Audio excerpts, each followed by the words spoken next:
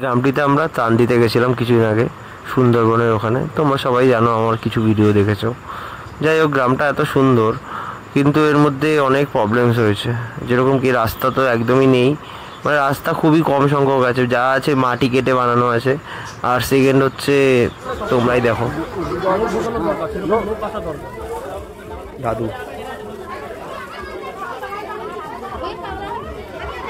দেখতে পাচ্ছ, ওটা হচ্ছে আমাদের দেশের যে ভবিষ্যৎ ছিল, আগে বয়স হয়ে গেছে। এই যে যাচ্ছে মেয়েটি, দেখলে এটা আমাদের দেশের ভবিষ্যৎ। দুজনই এই খারাপ রাস্তার জন্য সময়ের সাথে পিছিয়ে রয়ে গেছে, যখন আসতেই পারছে না।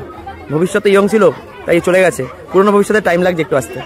কি বলছো? আপনি বলুন যে এই ছেলেগুলো যাচ্ছে, হ্যাঁ, এই রাস্তাটা আপাতত দীর্ঘদিন, দিনের পর দিন, রাতের পর রাত, মাসের পর মাস, বছর বছর চলে যাচ্ছে, কিন্তু এই পর্যন্ত এখনো 10-15 বছর হয়ে যাচ্ছে, তারও বেশি হয়ে যাচ্ছে, কিন্তু এখনো পর্যন্ত কোনো আমাদের সিদ্ধান্ত করেনি। আপনি বলুন যে আমরা কিরকম, আপনি দেখুন এই যে ছেলেমেয়েগুলো যাচ্ছে, আপনি দেখুন, সেটা দেখতেই পাচ্ছি, পুরো বাচ্চা মেয়েটা যেতে পারছে না। এই যে ছেলেমেয়েগুলো যাচ্ছে, আমি এখানে গিয়ে কি অবস্থা হয়ে গেছে, সকালবেলা তো স্নান করতে আমাদের ওখানে যেতে হয়েছে, কারণ সেরকম ব্যবস্থা নেই। তো এই জায়গাটা দিয়ে পার করে আমাদের যেতে হচ্ছে। এটা টিউবওয়েল, এখানে দুটো টিউবওয়েল, সব টিউবওয়েল বন্ধ। এই মার্শালের থেকে জল যাচ্ছে, আমরা সেই জল, মানে তোমরা অনেকদিন ধরে এই ট্রাভেলের মধ্যে রয়েছো। হ্যাঁ ঠাকুমা, কি বলছো? বলো বলো, শুনতে পাই না, বলো।